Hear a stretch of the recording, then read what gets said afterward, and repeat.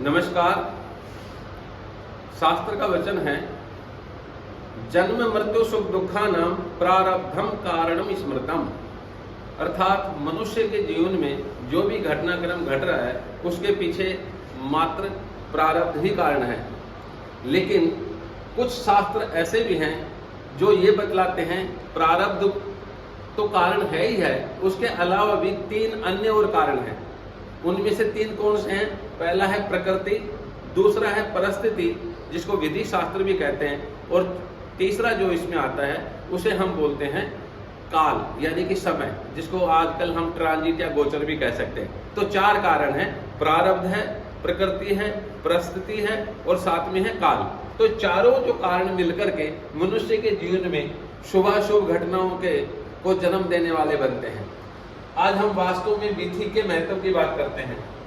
विधि का अर्थ है ऊंचा नीचा हो जाना या बढ़ना या घटना। तो यहाँ पर ये विधि जो है ये चार प्रकार की होती है, लेकिन हम दो ही प्रकार की बात कर रहे हैं। एक होती है धन विधि, दूसरी होती है भूत विधि। धन विधि का मतलब तो धन से मालूम पड़ रहा है कि अर्थात अगर ये विधि अगर आपके मकान में है तो ऐसे में उस मकान में रहने वाले जो लोग हैं वो सदा खुशहाल रहेंगे, पैसे की कोई प्रॉब्लम नहीं होगी, सही समय पर शादी विवाह भी होंगे, मांगलिक कार्य जो है वो डिले नहीं होंगे, अर्थात सभी चीजें समय के अनुकूल हुआ करती हैं। तो धन विधि का मतलब है किसी का भी मकान अगर साउथ वेस्ट में तो ऊंचा हो, ये स्थान तो ऊंचा हो जाए, और इधर से ये जो स्थान है जिसको नॉर्थ ईस्ट बोलते हैं ये डाउन हो जाए, अगर नीचा हो, तो ऐसे में धन विधि बन जाती है।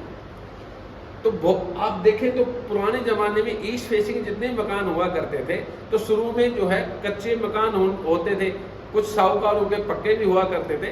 तो शुरू में जाएंगे तो आप चौखट उलांग के जाएंगे तो कम से कम ऐसे लगेगा 4 से 6 इंच आपका पैर जो है नीचे, जैसे एक स्टेप आप नीचे उतरे। उसके बाद आगे का जो मकान हुआ करता था वो ऊंचा हुआ करता था। तो कारण क्या था? उसमें नॉर्थ ईस्ट, ईस्ट और नॉर्थ, ये तीनों के तीनों जो पोर्शन थे ये नीचे हुआ करते थे। अन्यथा नॉर्थ ईस्ट, ईस्ट और साउथ ईस्ट का जो पोर्शन है वो नीचा हुआ करता था। लेकिन मोटे तौर पे आज के संदर्भ में कहें कि एक जो प्लॉट है उसको अगर 4 भागों में अगर विभाजित कर दिया जाए तो साउथ वेस्ट का जो पोर्शन है ये हमेशा ऊंचा होना चाहिए, और जो नॉर्थ ईस्ट का ये जो पोर्शन है ये डाउन होना चाहिए, नीचा होगा। तो ऐसे में होगा क्या? धन विधि होगी। इसमें आर्थिक रूप से संपन्नता रहा करती है। और इसी का अगर उलट कर दें, अर्थात नॉर्थ ईस्ट तो ऊंचा कर दें हम और साउथ वेस्ट जो है वो डाउन हो जाए, नीचे हो जाए, तो इसको भूत विधि कहते हैं। अर्थात ऐसे मकान में रहने वाले लोगों को के जीवन में अचानक कोई दुर्घटना होना, कुछ मिस हैपनिंग हो जाना, शोक होना,